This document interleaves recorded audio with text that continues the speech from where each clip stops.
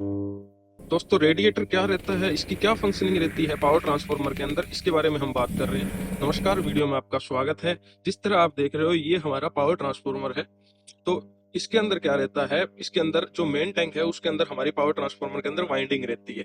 तो वाइंडिंग के अंदर कुछ इंटरनल लॉसेस भी होते हैं वाइंडिंग के, जिस तरह कॉपर लॉसेस, आयरन लॉसेस। तो उससे क्या रहेगा, जब भी ट्रांसफार्मर लोड कंडीशन में होगा तो ट्रांसफार्मर का टेम्परेचर जो वाइंडिंग का है वो राइज होता है लॉसेस, इंटरनल लॉसेस की वजह से। तो उससे क्या है, जो ट्रांसफार्मर के अंदर कूलिंग ऑयल है वो हीट होना शुरू हो जाएगा। अगर वो उसको हम कूल नहीं करेंगे, वापस उसका टेम्परेचर डाउन नहीं करेंगे, तो क्या रहेगा, ट्रांसफार्मर हमारा डैमेज भी हो सकता है उस कंडीशन में। उसके लिए हम रेडिएटर यूज करते हैं उसके टेम्परेचर को कूल करने के लिए। अब रेडिएटर की बात करें तो इसका कनेक्शन आपको बता देता हूँ किस तरह होते हैं। ये देखो, इसके विंग होते हैं बाहर की तरफ, इनको बोल देते हैं हम रेडिएटर। इनके अंदर पतली पतली पाइपें लगी होती है, मैं दिखा देता हूँ जूम करके नजदीक से। ये देखो, ये विंग हो गए, इसके इसके अंदर पतली पतली ये पाइपें लगी होती है। जो ऊपर जो मेन पाइप है, जो मेन टैंक है उसके टॉप से जुड़ी होती है, और ये नीचे बॉटम पाइप होती है। ये देखो, ये ट्रांसफार्मर की मेन टैंक नीचे से जुड़ी होती है, ये बॉटम पाइप। ये सभी के अंदर अलग अलग जुड़ी होती है, देखो सभी में। ठीक है दोस्तों, और इनका कनेक्शन ऊपर जो इसी तरह ही ऊपर पाइप लगी हुई है, इसी तरह जो मेन टैंक के टॉप से जुड़ी होती है, उससे ये पतली पतली पाइपें कनेक्टेड होती है, बोथ साइड, दोनों साइड। जब आपका टेम्परेचर बढ़ेगा तो ऑयल फ्लो करेगा ऊपर की तरफ। मेन टैंक का टेम्परेचर, जिस तरह ये मेन टैंक है, इसके अंदर जो ऑयल है वो टेम्परेचर बढ़ते ही ऊपर की तरफ जाएगा, वॉल्यूम उसकी एक्सपेंड होगी।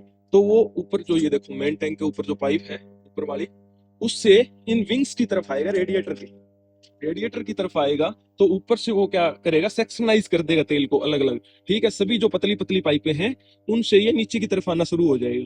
तो एक फंक्शनिंग होती है ऑयल नेचुरल, एयर नेचुरल। ठीक है, उससे क्या होगा, नेचुरल ऑयल और नेचुरल एयर की उससे हेल्प से ये ऑयल आपका टेम्परेचर इसका डाउन हो जाएगा, कूलिंग करना शुरू कर देगा।